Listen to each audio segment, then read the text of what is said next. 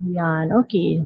So, introduction sa sentence, meron tayong 4 na sentence order. Pag sinabing order, yung pagkakaayos. So, meron tayong SN, may SA, SB, at SOB. Yung S po dyan ay subject, yung N naman ay noun, A ay adjective, yung V ay verb, and yung O ay object. So, isa-isahin po natin yan ngayon. So, ano nga po ba yung subject? Yung subject po ay yung pinag-uusapan, yung i-discuss, yung mga minamarites. Yan ang subject. Okay? So, pwede daw siyang noun, pwede rin siyang pronoun. Example natin, şonun, joy, imnida. Şonun, joy, imnida. Sino po yung topic? Ako. Joy. Ako yung topic. So, sho is pronoun yan, I. Joy ay pangalan ko, then imnida ay is or am. I am Joy. So, ako yung topic o pinag-uusapan. Okay? Next, ano naman yung noun? Noun po ay pandiwa. Yung tiyak na pangalan ng tao, bagay, lugar, pangyayari. Example, Joy, tao, ako yan. Check, bagay, libro. Hangaji, animal, dog. Hanguk, lugar, Korea. Basta tiyak, yan ay noun. Next, ano naman yung A, adjective. Adjective po mga words po na nagde-describe. Example, yepoda, maganda. Sinjulhada, mabait. Toktokhada, matalino. Maganda, mabait, matalino. Sana all. Okay, so nagde-describe. Next, ano naman yung O, object. Object po, hindi po yung literal na bagay. Ang object tumatanggap po ng action. Example natin, Nanun sagwarul mogo soyo. Nanun sagwarul mogo soyo. Nanun is I, sagwa is apple, mogo soyo ay eat. I ate an apple. So ano yung action natin? Kumain. Ano yung kinain? Apple. So yung apple yung tumanggap ng action, ibig sabihin yung apple yung ating object. So yun po ay direct object. Direkta kasi ako mismo yung kumain ng apple. Next, nanun sagorul kunyoye joyo. Nanun sagorul kunyoye joyo. Ako ay nagbigay ng apple sa kanya. So ano yung binigay? Yung apple. Yun yung object natin. So may ibang tumanggap, ibig sabihin indirect yung object. Okay? Hindi literal na bagay ang object. Pwede rin niyang maging tao. Sinipa ko siya. So, tao pwedeng ring object yan. Next, ano naman yung V? Verb.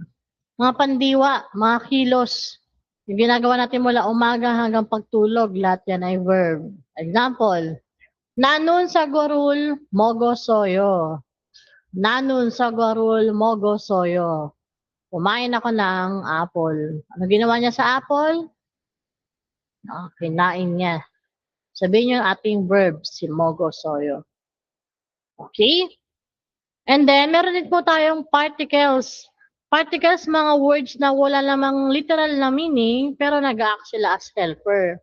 Tumutulong sila para malaman natin kung anong part ng sentence yung word o yung salita. At mamaya ay may example na tayo ng mga particles. Okay, so example na sentence pa gamit ngayong 4 na sentence order. SN, subject noun. Example, nanun 학생입니다. 나는 학생입니다. I am a student. Sino yung subject? Yung nanun. Yung noun natin ay hakseng, estudyante. So, parehas ba sila sa English? Nanun 학생입니다. I am a student. SN, SN. Di ba parehas? SN, SN. Sa pang-example, 저희가 선생님입니다. 저희가 선생님입니다. Joy is a teacher. SN, SN. Next sa number 2, SA, subject, adjective. 그녀는 예쁘다. 그녀는 예쁘다. She is pretty. Ba nagde-describe. So sa English, she is pretty. SA, parehas ba? Yes, parehas din ang ayos. Kunun kuda, he is big. Same lang din. Next, SV, subject verb. Jungkook talyoyo. Jungkook talyoyo. Tumatakbo daw si Jungkook. So, SV sa English, SV. Same din ba? Yes, parehas lang. Jiminy Mogoyo. Jiminy Mogoyo. Jimin eats. Same lang din. Last, SOB, subject, object, verb. Jiminun sagwarul mogoyo. Jiminun sagwarul mogoyo. Jimin, apple, eats. Sa English, Jimin eats apple. Parehas ba? Correct. Hindi.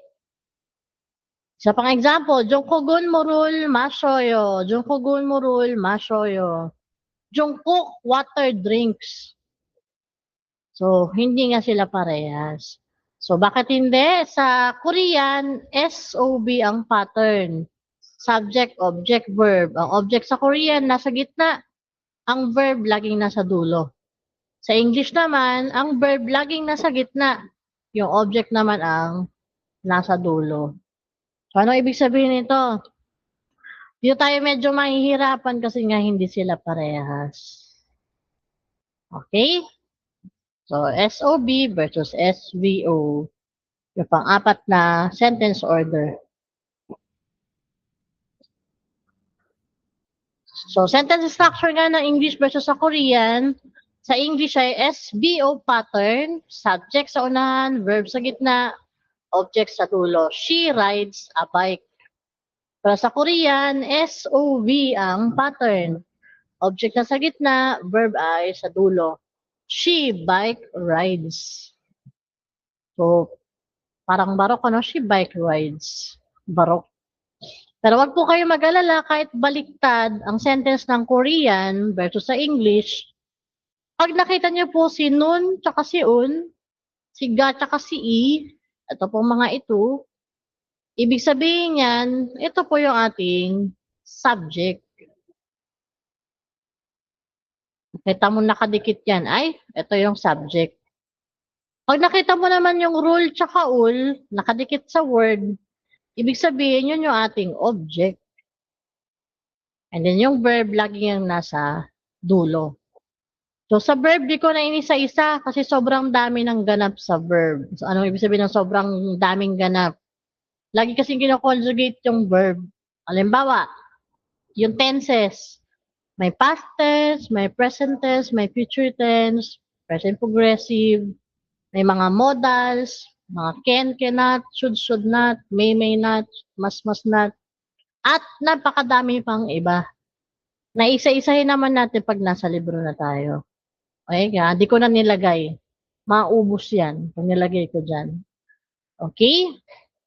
So, okay. So, focus na tayo sa mga particles nga. Ang tawag kasi dyan sa mga yan, nun, un, gai, tul-ul ay mga particles.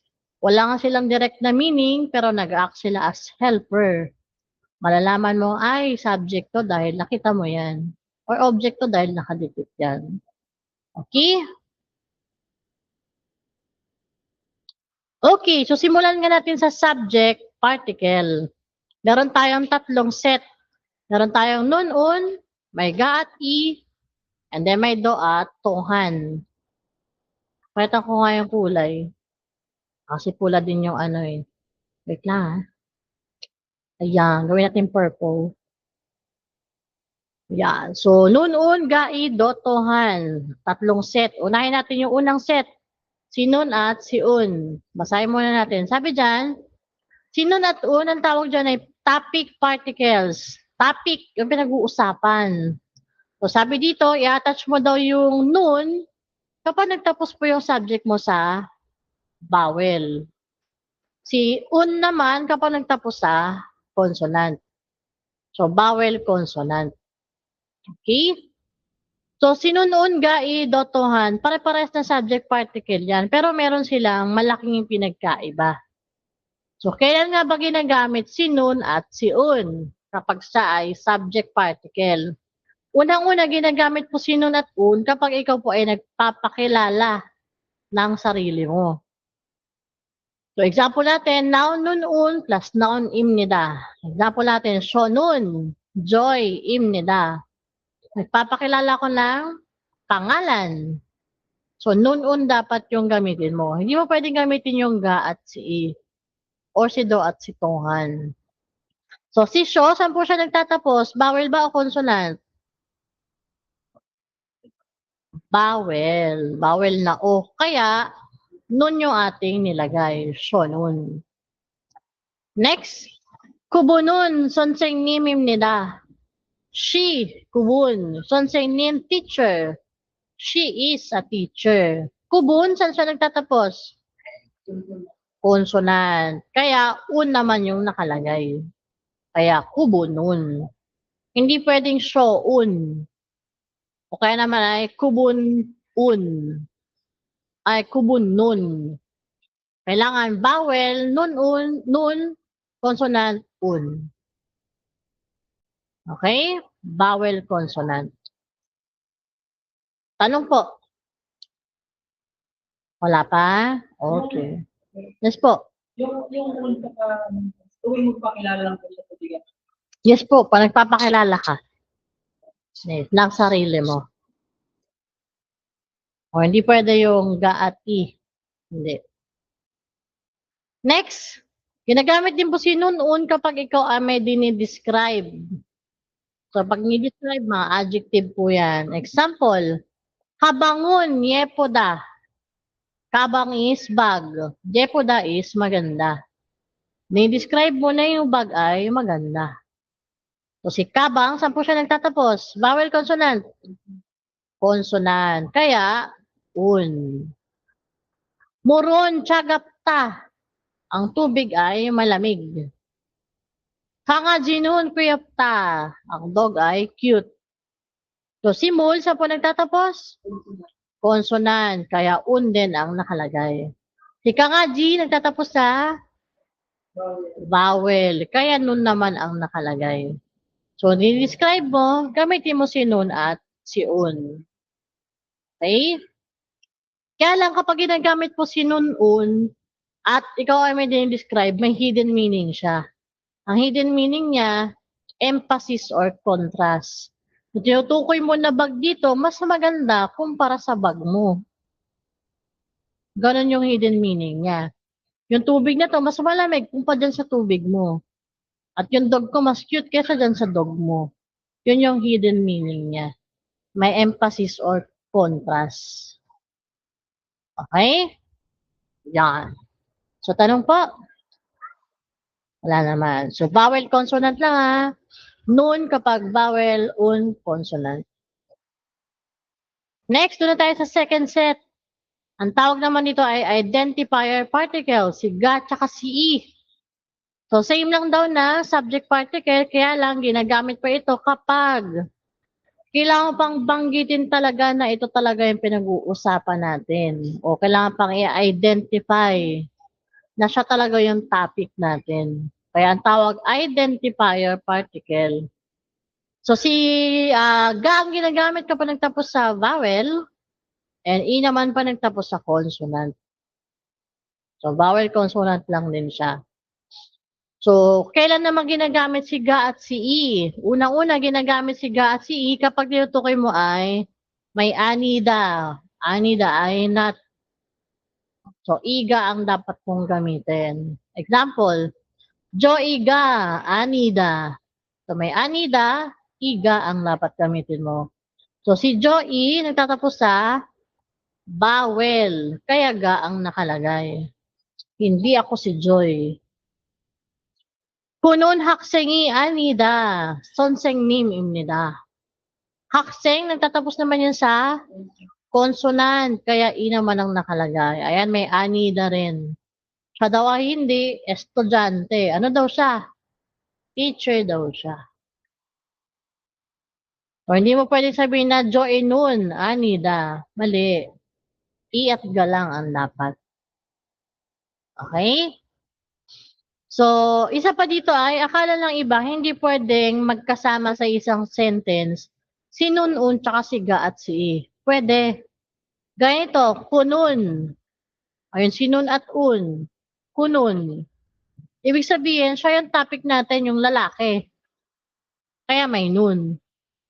Pero may anida. Kaya yung hakseng, i ang nakalagay.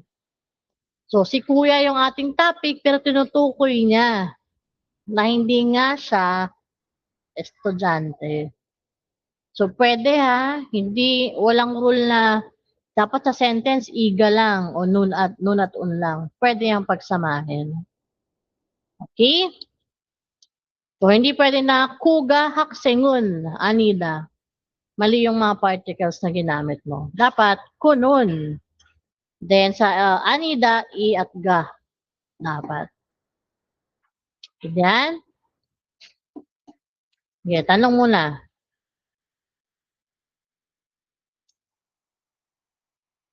Kailangan nyo itong matutunan kasi sa exam, may mga particles. Kailangan alam mo yung tamang particles na gamitin. Yes. Yung naka-underline, alam doon yung mali. Ano yung tama. O, tanong. O, basta may anida, i at ga lang yan. Sa ano na po, anida lang po sa ano. Yes. Pag nida po, ganun din. Iba naman yung imnida. Ito, anida is not. Anida na lang. Yes. Iba rin yung ida. Iba yun. Is or am naman yun. Ito is not. Hindi. Anida. Diyan galing si Anyo. Next, kailan pa ginagamit si ga at si i? Kapag tinutukoy mo naman ay meron or wala.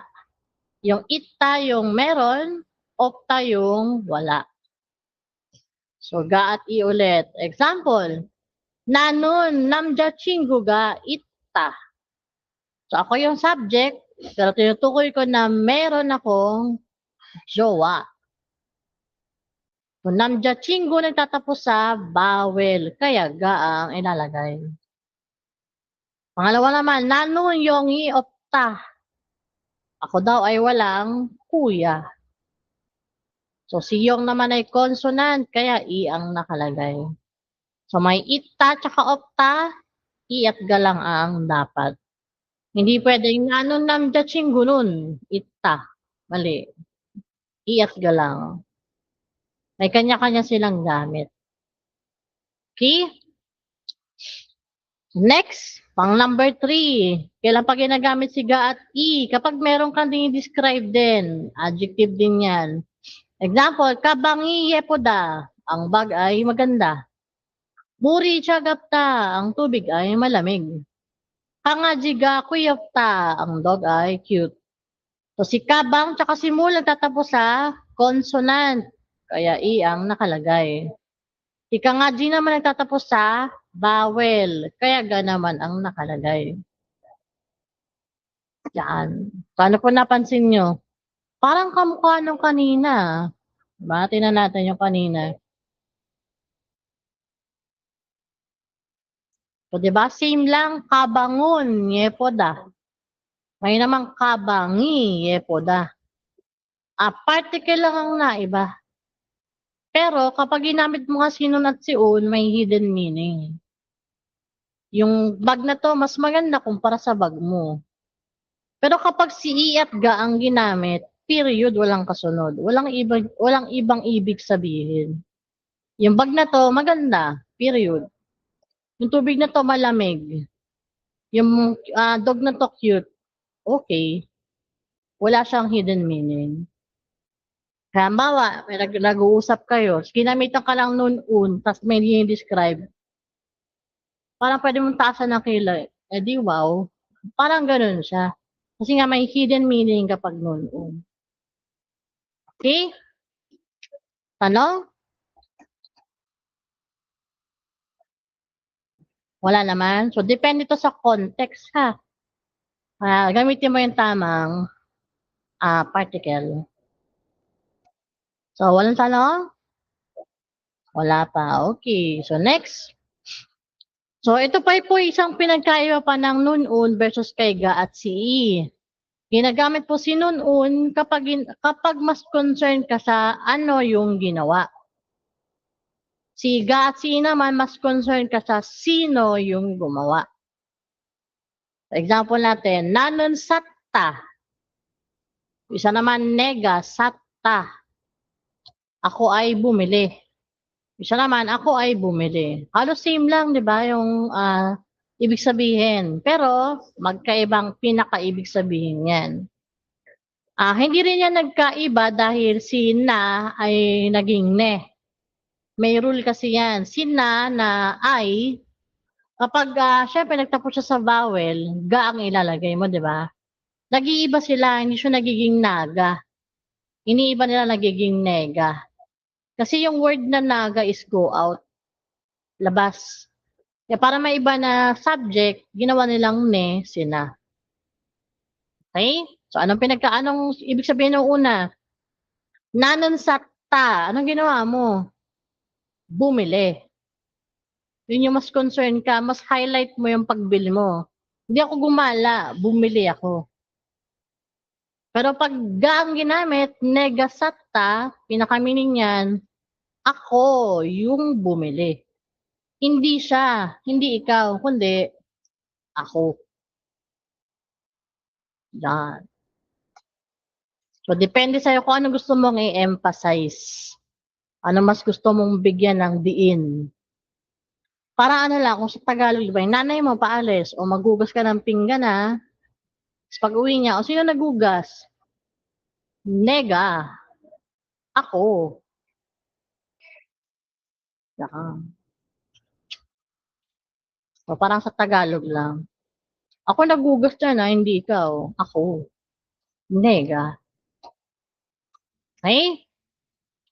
Pero kung gusto mo nga emphasize yung ginawa mo, sino nagugas? Ay, anong ginawa mo ngayon? Naghugas. Nanon. Okay? Okay.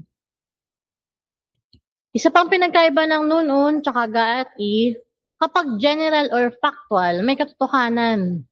Nun-un ang ginagamit. Kapag naman specific lang, ga at i.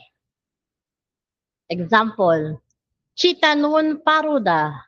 Ang cheetah ay mabilis. Totoo yan. Kaya makapagabulan yan kahit sa kotse. So, totoo. Factual. Cheetah nun. Pero kapag may nakita ka na cheetah na mabagal, huwag mo sabihin cheetah nun. Dapat cheetah ga.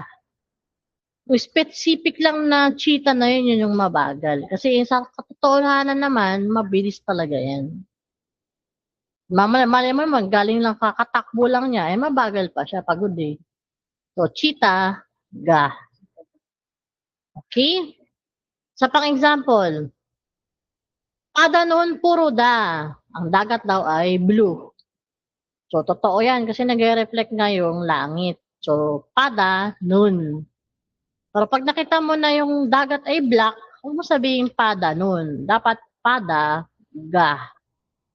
Malay mo naman, madilim. Kaya itim. Kaya may oil spill, yung dagat na specific na yun. Kaya naging black.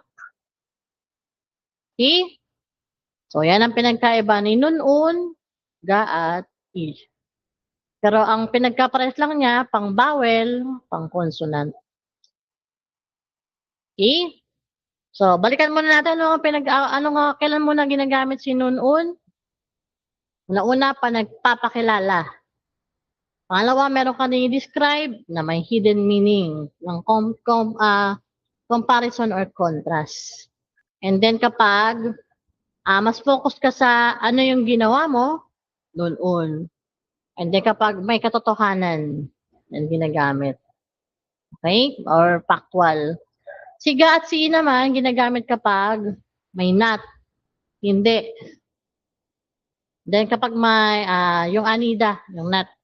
Kapag may ita or opta, meron or wala. Yan. And then may describe ka rin, pero walang hidden meaning.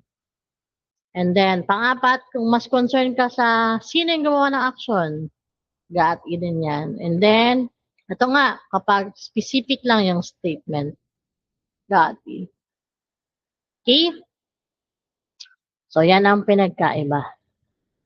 Next, doon na tayo sa pangatlong set ng subject particle. Si Do at si Tohan. Si Do at si Tohan. So, sabi dyan, same lang sila ni Nun at Gat, nakalagay din po yan sa, or nakakabit din sa subject. Pero meaning yan ay to, also, or as well as. Sa Tagalog ay din or rin. So, example natin. Nanon haksengim nida. Ako ay estudyante. Sabi naman ng isa, nado haksengim nida. Ako ay estudyante din. So instead na nun gai, do ang ginamit niya. Nado. Nakadikit pa rin siya sa subject. Wala siyang space ha, nakadiretso siya. Nado. Ako din. Okay? Sa pang-example, Jenny no nagasoyo. Si Jenny ay lumabas. Sabi naman ng isa, Jairo do nagasoyo. Si Jairo lumabas din. So, Jairo do. Also as well as. Okay?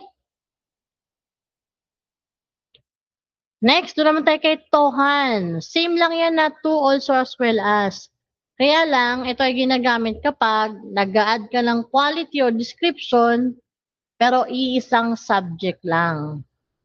Siya pa rin yung topic, nag-add ka lang ng quality niya. Example, Jenny noon te hakseng nida. Si Jenny ay estudyante. Sabi naman isa, Jenny noon Tohan, umakson sing nim ida.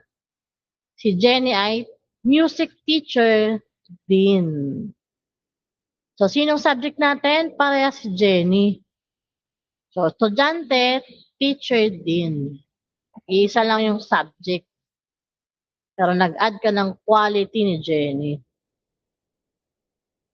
Okay? Isa pang example, Jimmy nun kaso Ida. Si Jimmy ay singer.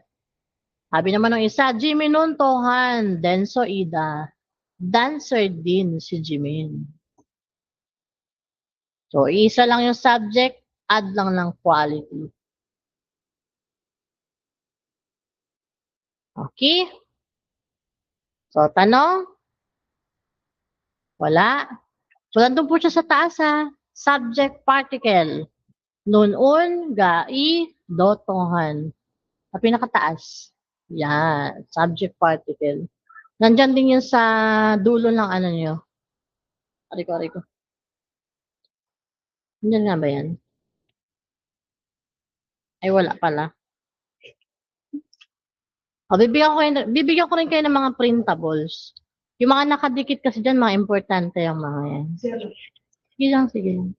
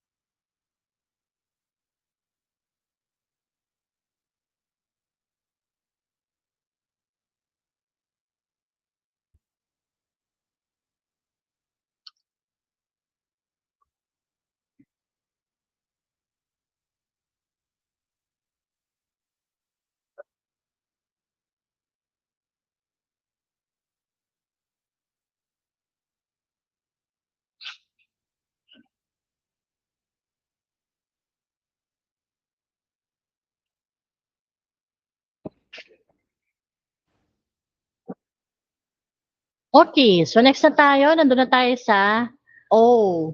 Tapos na tayo sa S na subject. Sa O na tayo, nasa gitna.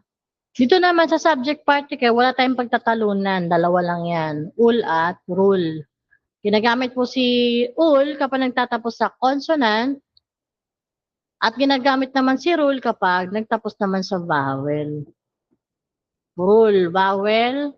Ul pag consonant. Okay? Yun nga lang no, dahil nga object, kailangan lagi may kasamang verb. Kasi nga tumatanggap ng action. Okay? So example natin, piano rule, chida. Piano ay piano. Chida ay play. Nagtugtog ng piano. Chegol ikta, libro. Then ikta ay read. Murul mashida, uminom ng tubig. So si piano, saan po nagtatapos? Diba, vowel. Kaya rule yung nakadikit. Si check tsaka si mul nagtatapos naman sa consonant. Kaya ul naman ang nakadikit. So, hindi pwedeng piano ul. Parang weird. Piano ul. Kaya check rule. Hirap bigkasin. Check ul. Vowel consonant lang. Okay? So, ano ginawa niya? Anong tinugtog niya? Piano. Anong binasa? Libro. Anong ininom? Tubig. May relasyon yung dalawa na yan. Yung object tsaka yung verb. Kasi nga hindi pwedeng object lang. Ay, oo, kailangan may verb talaga siyang kasama. Kaya halimbawa, sa fill in the blanks, nasa gitna yung nawawala. Teka lang, ganito oh. Diba, fill in the blanks. Kasi may ganyan sa exam. Tapos may ul tsaka rule na nakalagay. Ul at rule. So, ibig sabihin nun, object ang hahanapin mo. So, pag nawawala yung object, titingin ka sa verb. Halimbawa, nawawala nga yung piano. Ano ba yung mga tinutugtog? Sa 1, 2, 3, 4, ano yan tinutugtog dyan? So, kung yung number 4, yung piano, yung number 4 ang piliin mo. Ganun siya. May relasyon sila. Same din kapag verb naman yung nawawala mo. Bawa, nawawala yung read. Given yung libro. Ano bang ginagawa sa libro? Binabasa. So, may relasyon yung dalawa na yan. At malaking tulong to lalo na sa mga paragraph. Pinahirapan ka, yung pala object lang hinahanap. Ganito yung babasahin mo. Huwag mo nang basahin yun. Diretso mo na dun sa ano ba yung blank. So, nakakatulong talaga yung mga particles. Huwag mo nang pahirapan. Kung may ulro lang naman sa blank, object lang yan. Ganun siya. Tuturo ko yan sa inyo pag nasa mock test na tayo. Okay? So, syempre, kailangan ng vocabs. Okay? And pansinin nyo pa yung example ng sentence natin. Ang napansin nyo dyan, versus sa English.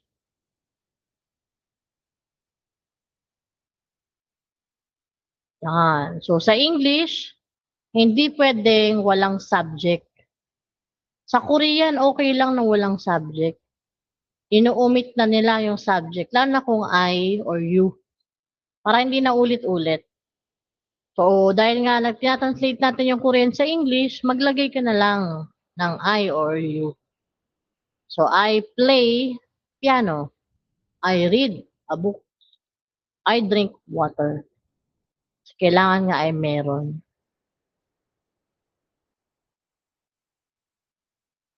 Yan. Okay? Kasi pag ano, barok yan. Play piano, ha? Diba? So, barok. So, ayan. English to Korean naman tayo. Okay, next. Dalo na tayo sa V. V ay verb. Pero ito ay linking verb lang. Si isar am. Meron siyang dalawa. Kapag formal, tsaka less formal. So, si imnida at si imnika. Diba sa English, may rule pa yan. Si is kapag singular. Bawa ay, she is pretty. Dapat is dahil she ay isa lang. Are kapag madami. Ba, they are playing. They ay marami. So, are. Pag am naman, pag first person. Ba, I am. Yan. So, am ang dapat. Pero sa Korean, dalawa lang yan. Si imnida, ginagamit kapag sumasagot ka. Statement, nagtatapos sa tuldok. And then si imni ka naman ginagamit pang question, nagtatapos sa question mark. So, example natin, Shonun, Joy, imnida. I am Joy. So, statement yun, nagtatapos sa tuldok, imnida dapat. 저는 선생님입니다. I am a teacher. De, pag translate natin sa English, tayo na mag-adjust kung kailan yan is or am. Di pangit naman kung I is Joy o I are Joy. I am Joy. Okay? Yan. And then, si Imnika nga ay pang tanong. So, same lang yan ni Imnida. Pang tanong nga lang ito. Example, 이름이 무엇입니까? 이름이 무엇입니까? What is your name? 회사원입니까? Are you an employee? Ay naman siya ngayon. So, hindi pwede na şonun joyimnika. Mali. Statement imnida. Hindi rin pwede na irumi mo shimnida. Mali din. Pangtanong imnika. Pangsagot imnida. Yung first day natin, no? Yun yun. Okay? And take note nyo po yung may number. Yan, tuturo ko sa inyo. So, di ba sa exam nga, wala nga tayong translation. And then, syempre wala talagang English na makikita doon. So, sa pagtatranslate po ng Korean to English, gamitin natin yung tinatawag ko po na 1, 2, 3 method. Kung nabasa nyo sa page, di ba, tuturuan ko kayo mag-ano ng Korean as easy as 1, 2, 3. Ito yon. So, kapag nagtatapos po sa tuldok, yung pong sentence, ibig sabihin nun ay pa-statement, lagi po tayo nagsisimula sa subject. Paano mo malalamang subject?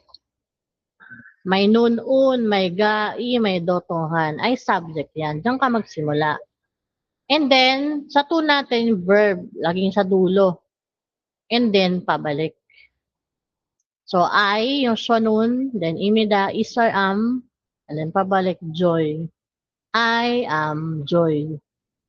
Kasi pag translate mo yan dire-diretso lang, I, joy, am. Barok ka. So, kailangan 1, 2, 3 method. So, 1, 2, 3. Oh, ito pala yung nandun sa dulo ng libro natin. Ay, ng booklet. Translating Korean to English. So, statement. 1, 2, 3. Nasa pinakadulo. Translating Korean to English. At ito rin siya. Nakadikit siya dito sa wall. 1, 2, 3. And then, take total. Normal nga lang na walang subject. Kapag nakita mong walang nun-un, ikaw na bahala dyang maglagay ng I or you. Kasi nga, para din na ulit-ulit. Okay? So, yung isa pa no ay, I am a teacher. So, 1, 2, 3. De sa pagpatanong naman, nagtatapos naman sa question mark, lagi naman tayo nagsisimula sa interrogative pronouns. Siyempre, pagtanong, mga pantanong yan. Yun yung IP na nakalagay dyan. IP. Interrogative pronoun. Mga pantanong. So, si Muot ay what?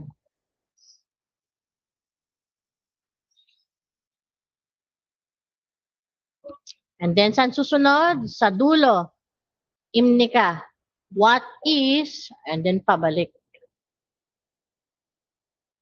1, 2, 3 method. Kung magkaiba siya, di ba? Hindi pwedeng name what is or barok. What is your name? So, gagamitin natin yan. Lagi lang siyang ganyan. Okay? So, pagpasagot, 1, dulo, pabalik. Pagpatanong, interrogative, madalas nasa gitna. And then, dulo, pabalik. Yan ang 1, 2, 3 method. Paano naman kapag walang interrogative? Wala yung mga what, when, where. Paano kapag wala? Dulo lang lagi. Dulo lang lagi. And then, pabalik. Then, depende na kung may 2 or 3 pa. Sa case na to, 2 lang. Are you? Are. Employee? Empleyado ka ba? Yan. So, 1, 2, 3 pa rin. Yan. Okay? So, yan ang pinagkaiba ng patanong sa pasagot. Tanong po. Wala naman. Sir. Wala pa? Okay. Next, linking verb pa rin, pero ito po ay less formal. Di na masyadong magalang. So, isa am pa rin, less formal lang. Ang pinagkaiba po, si Yeo at si Yeo, pantanong na yan at pangsagot na rin siya. Di po siya nagbabago. Kaya lang, ginagamit po si Yeo kapag nagtatapos po sa vowel. Yeo. De, pag consonant naman, si Yeo naman yung ginagamit. So, example natin, Ige moyeyo.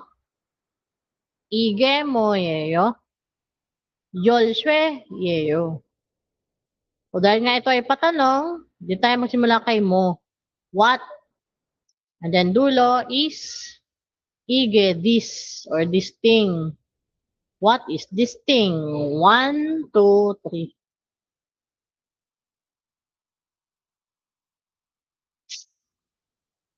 Hindi siya this thing, what is? What is this thing? And then yung sasagot na naman na Yolshwegeyo, walang subject. Paano tinasabing wala? Wala namang nun, unga, wala. So, maglagay ka lang ng it. Total yan ay bagay. It.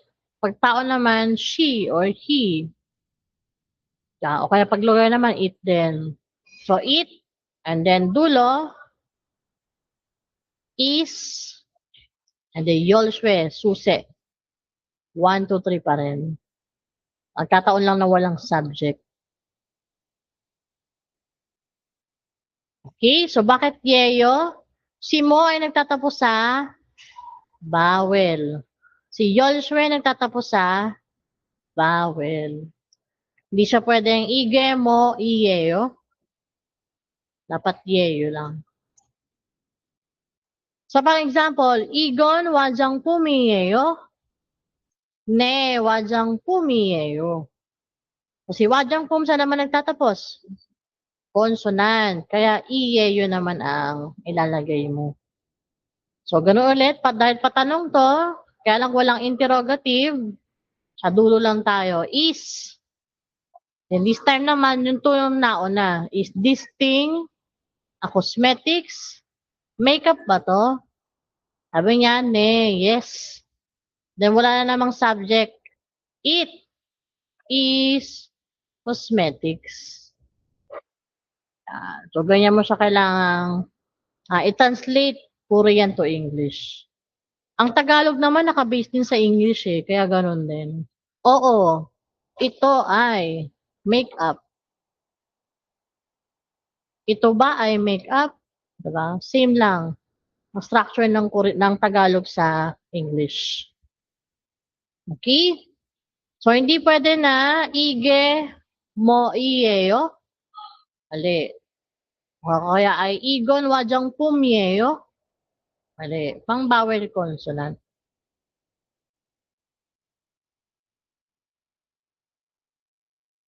Okay, tanong? Hindi ko pala kapag tanong ko. Yes. Pantanong at pangsagot, di sila nag-iiba. Yung ano lang, Pwedeng pantanong, pwedeng pangsagot. Yes. Ganito, ito, pantanong naman to, yung ige mo yeyo. Ba, patanong siya eh. Ito rin patanong, iyeyo.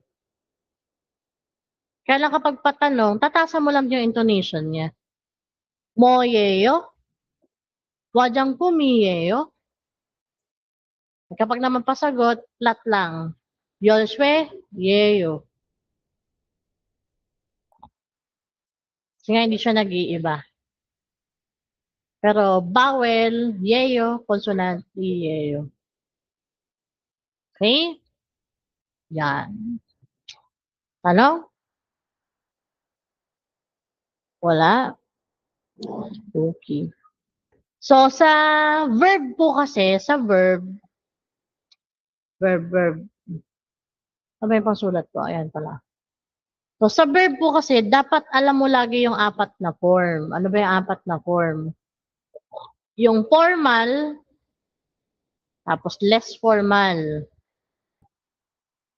question form, tsaka statement form. Formal, nida-nida, nika-nika. Pag less formal, yo lagi yung dulo. Then question, manika-nika pang tanong. Then pag pasagot, nida-nida. Laging apat. Kasi sa exam, di niya nasasabihin na, oy, formal to ah. Dapat alam mo na yon. Yeah. So, formal ginagamit sa first time mo na-meet, mas matanda sa'yo, mas mataas yung status sa'yo. Formal. Kumbaga parang po. Less formal naman, magalang pa rin yan, pero di na masyado. Okay? Wala sa likod din yun ng booklet natin. Ano yung sa verb. Formal, less formal, question statement form. Laging apat yan. Saka sa exam, halo lang siya. Kailangan alam mo na. Ito po, sa pinakababa. Ay, pinakababa. Nakasunod ng listening tsaka reading, verb. Yan. Okay. So, tanong? Wala naman. Sir, ikaw? Wala? Okay. So, ito pong sentence na to, ige mo yeyo. Formal ba siya o less formal? Less formal. Paano natin to gagawing formal? Sir Raymond. Ige mo formal.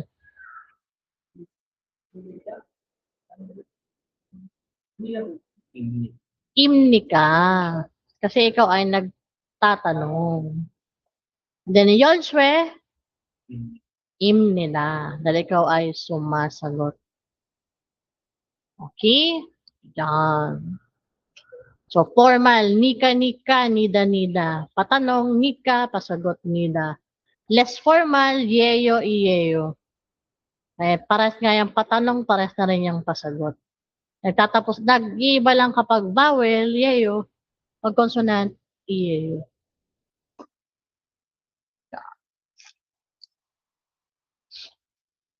So, clear tayo dyan?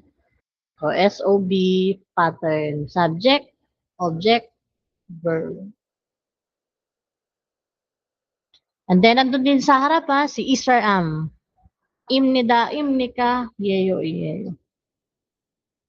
Bibigyan ko kayo ng mga pwede nyo ipaprint. Okay na? Okay.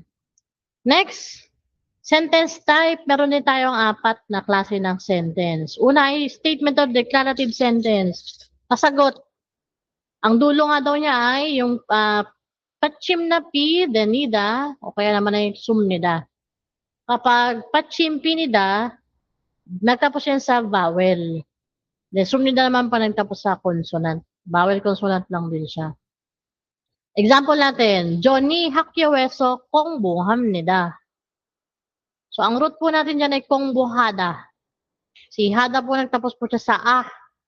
Kaya, pinida yung nakalagay. Kong buham nida. Nagtapos siya sa vowel. Then, meriga at chimol mok sumnida. Nagtapos naman sa consonant na K. Kaya sumnida naman yung nilagay. Hindi siya pwedeng mok pinida. Mali. Pinida vowel, sumnida consonant. Pag nakita mo yung nakadikit, ay statement to, pasagot.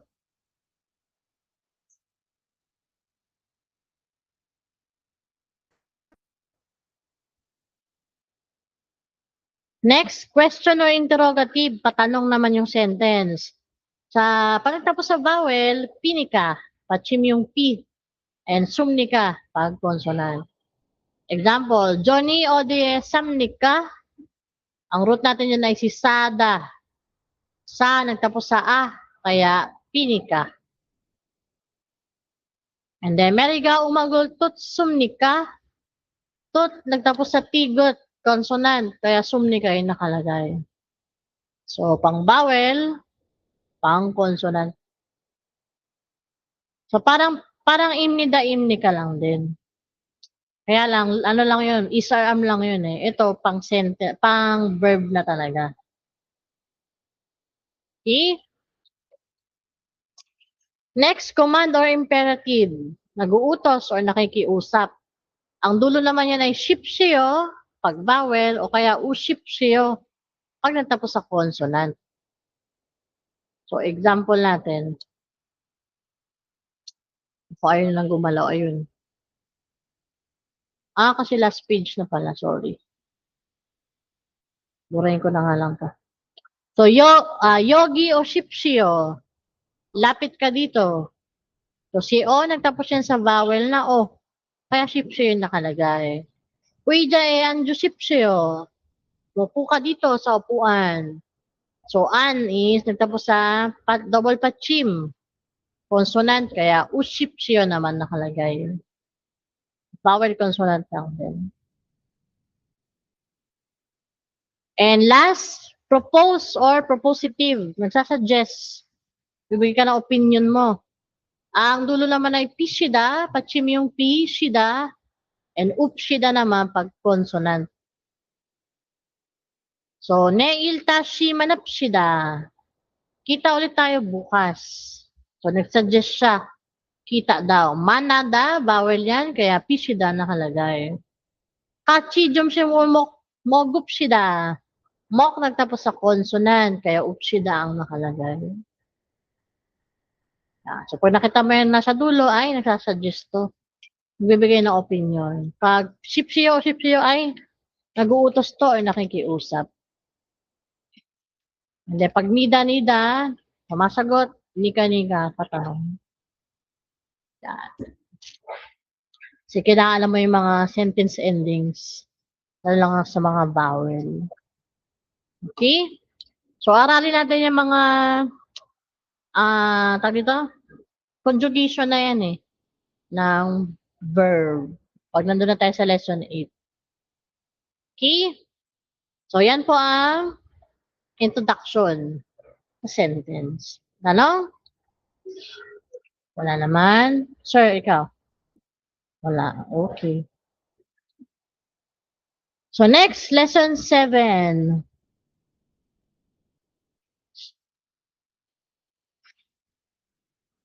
So, nung Webes tsaka Friday, pamat, di ba? Ngayon naman pa-English. Pa-English naman tayo ngayon. So, next natin ay wala.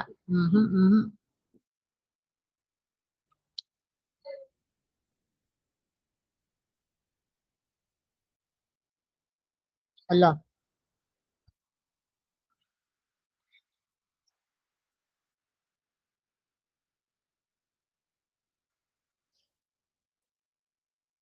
Ayun, parts of speech.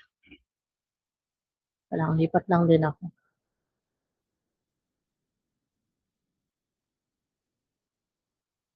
So, medyo mahaba tong parts of speech.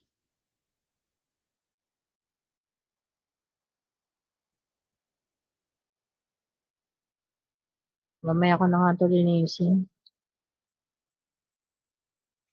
So, yung natutunan natin kanina, i-apply na natin dito. So, parts of speech or bahagi ng pananalita. Meron tayong 8 na parts of speech, pero 7 lang yung daanan natin. Dahil yung pang-8 ay interjection. Yung sa mga exclamation, wag na yun. Teka lang, sagal. Okay. So, unang parts of speech natin ay nouns. Nadaanan natin to kanina. Nouns nga ay pangalan. Tiyak na pangalan ng tao, bagay, lugar, pangyayari. Joey, ako yan. Check, libro. Hangaji, dog. Animal. Hanguk, lugar, Korea. and Bangtan ng BTS.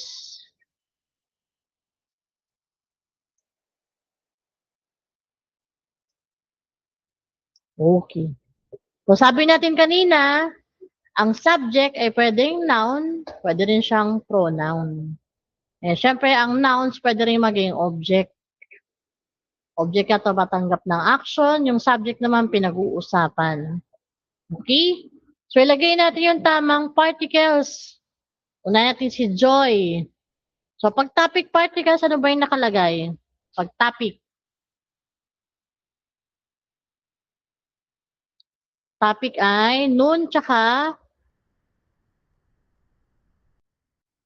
un. Noon at tsaka un. Pag identifier particle, si ga tsaka si i. Pag additive, yan, si do tsaka si tohan. Tohan. Ala, ang hirap magsulat dito. Tohan. And then kapag object, correct, si rule tsaka si ul. Yan. So, una natin sa topic. Noon kapag vowel. Then, un pag consonant. Ga kapag vowel. I kapag consonant. Si do at si tohan, walang ganong rule. Diretso kabit lang yan. Si rule naman, nagtatapos sa vowel and ul kapag consonant. Okay? So, unahin natin sa topic. So, Joey, noon. Check. Pababa tayo, pababa. Check. Yan, un, dahil consonant. Na pag binasa siya, chegun. Siyempre, aakyat, di ba? Dahil may vowel. Chegun. Kangaji, nun, correct. Hanguk, un. Na pag binasa, hangugun. Akyat. Bangtan, un. Dahil consonant. Next, Joey. Dito tayo sa identifier. Ga. Joey, ga. Check. I. Kapag binasa, chegi. Ayan, akyat, chegi. Kangaji. Ga. Hanguk. I. Magiging hangugi. Bangtan. I. Bangtani. Next, additive. Since wala namang sinabi no kung isa lang ba yung subject o parehas, kahit alin lang. Skip na natin. Pwede nga na Joey-do, pwedeng Joey-tohan. Kahit alin. Yun tayo sa object. Joey. Rule. Joey rule. Check. Ul. Pag binasa, chegul. Akyat G. Chegul. Kangaji, rule. Dahil vowel. Hanguk, ul. Dahil consonant. Hangugul. And bangtan, ul. Consonant. Magiging bangtanul. Ayan. Okay? So, nasa kabila lang yung correct answer. Huwag na picture nandyan din yan. Okay? So, vowel consonant lang. So, halimbawa, alam mo yung word na check, meaning nga nun ay libro. Kaya lang, kapag sa listening, hindi mo marinig basta as check. Pwede mo siyang marinig as chegun, chegi, chegul. Ang tataka, ano yung check? Ano yung chegi? i-check libro yun eh. Ano yung chegi? Yung pala, particle lang yun.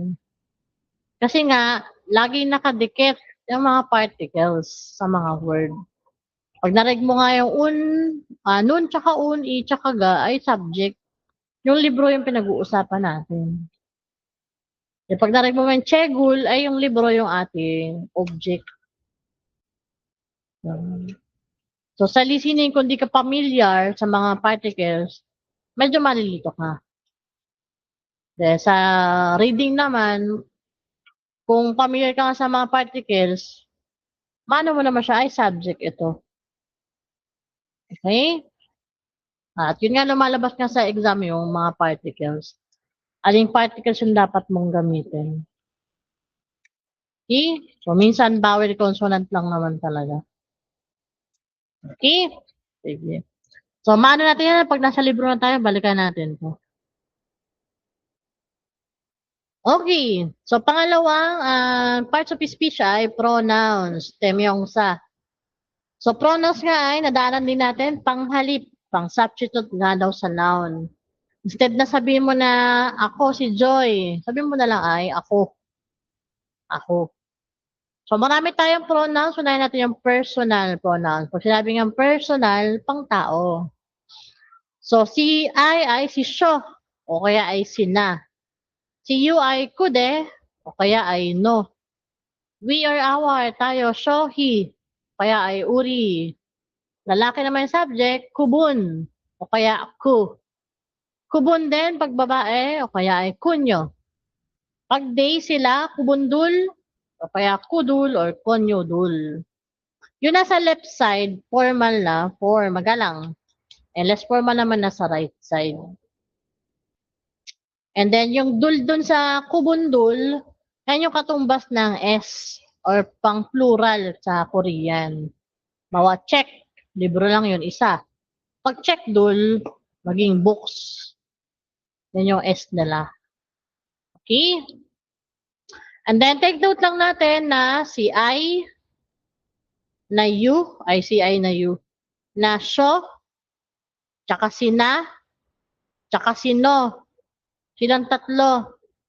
Dahil yan nagtapos sila sa vowel, di ba ga ang ating ilalagay kapag identifier particle, ga. Kasi pang vowel. So yan tatlo na yan, nag-iiba po yan ng itsura kapag katabi po nila si ga. So di ba dapat shoga? Hindi siya nagiging shoga. Nagiging shega. And then si na, hindi nga siya naga, nagiging nega. And then sino, ito sir, ito. Sino naman ay hindi siya noga, kundi nega. So, silang tatlo lang naman ang may ganyang rule. So, bakit nga ba? Yung shoga kasi parang weird yung tunog niya. Pati rin yung noga. Parang weird. Yung naga naman, go out, labas. So, para maiba na I tsaka you. Okay? So, nag-iiba. Yan yung kailangan nyo i-take note dyan. Yung tatlo na yan. Ano? Wala. Next, possessive pronouns. Pag sinabing possessive, ng aangkin. Instead na ako, magiging akin. Imbis na ikaw, sa'yo. O siya, magiging kanya. At iba pa. So, yung possessive pronouns, yung mga pronoun kanina, lalagyan mo lang ng vowel na uy. Ito naman yung katumbas ng apostrophe S. O kaya naman ay O. Example, Joy's eyes. Ang mata ni Joy. So, Joy apostrophe S. Yan yung katumbas ng uy. O kaya naman of, eyes of joy. So, nang aangkin. So, literal lang talaga na lalagyan mo ng uy. Si Sho, lagyan mo ng uy. Kaya lang, Shoye. Tamang bigkas. Nagiging yung bigkas niyan kapag nasa gitna. Na or naye. Pinekle, naging she, o kaya ne. Kudeye, kaya ne. Kubuni. Kapag naman may consonant, yung uy nagiging i. Kubuni. And then, kubunduri. Then, kapag naman vowel yung sunod niya, lang siya. So, kuye, kunyoye, kuduri. So, siya lang naman yung may ganyang rule, no? Out of 21 vowels nga. Uy kapag nasa unahan, e kapag wala sa unahan, and e kapag consonant yung nauna. Okay? So, ibig sabihin nga yan ay possessive ng aangkin. Next. Yan. So, lagyan ulit natin ng particle. So, kapag nga subject, ano ang ating particle? Topic. Correct. Si nun at si un. Pag identifier, yan, si ga at si i. Pag additive, si do at si tohan. Teka lang. Tohan. And then pag object, ul at ul. So, kanina ay nouns, kaya naman ay pronoun. So, si show, ano lalagyan natin as topic?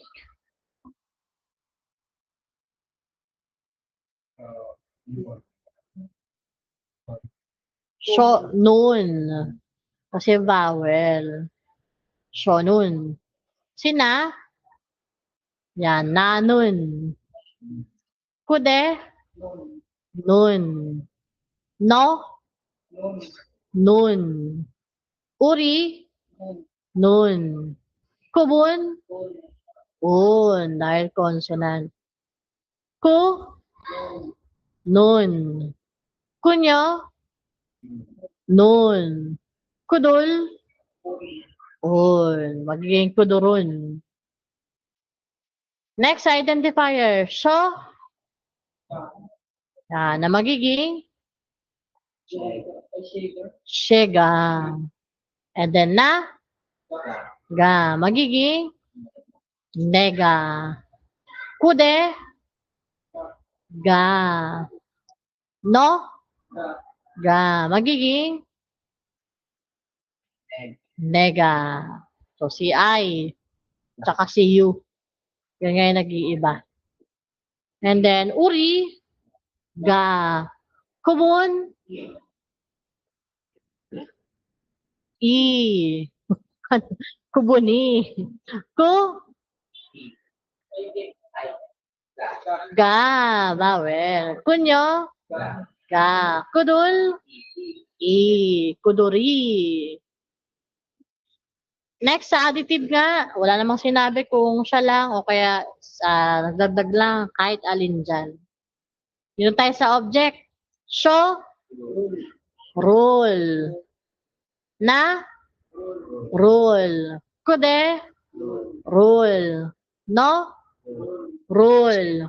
Uri, rule. Kubun, ul. Dahil consonant.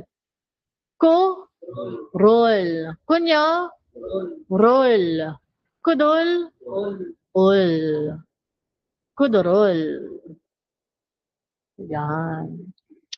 So, nasa susunod lang din na page yung correct answer. And then, kung gusto nyo ano yung dila nyo, practice nyo basahin yung mga particle. Shonun, nanun, shega, shodo, shorul. Para medyo bumalaktot na, kumbaga. Masanay na yung dila. Okay? So, tanong? Wala naman? Okay. Next. So, pangatlong klase ng pronouns ay interrogative pronouns. So, from the word interrogate, yung ating mga pangtanong. So, tinatawag silang 6W, 1H, 6 na W at isang H. So, interrogative pronouns, para nga sa akin ay top 1. Kailangan ay memorize nyo ito. So, bakit? Mag-exam ka, paano mo hanapin yung tanong kung di mo naman naintindihan yung ginamit na pangtanong. Ang maganda pag memorize mo nga sila, madali ka makakahanap ng sagot. Okay? So, makinig mabuti. Sobrang importante itong mga interrogatives. So, unahin natin yung unang W, si what. So, si what ay moot. Dahil may sila magpaikli, mo. Mo. So, sabi dito, si what daw ay should not be followed by noun. Kaya niya na mag-isa. Solo na siya. What? So, example, irumi mo yeyo. Irumi mo yeyo. So, syempre kapag patanong saan nga tayo nagsisimula? Sa IP, interrogative pronoun. And then, saan susunod? Sa dulo. And then, pabalik. So, what is your name? So, laging, madalas sa gitna, yung mga interrogative. Madalas sa, hindi lagi. And then, ego mo yeyo. What is this thing? Mo heyo. What do? What are you doing? So, kapag what yung tanong, ano kaya hinahanap natin? Noun. So, actually, no, kahit ano, depende sa kasama ng ano. Ganyan, anong pangalan? Pangalan tinatanong. Ano tong bagay na to? Bagay naman. Anong ginagawa mo? Verb naman ang hanap. So, depende sa kasama niya. Okay? Next. What or what kind? Musun. Sabi naman dito ay asked about the target itself. Si Musun dapat may kasama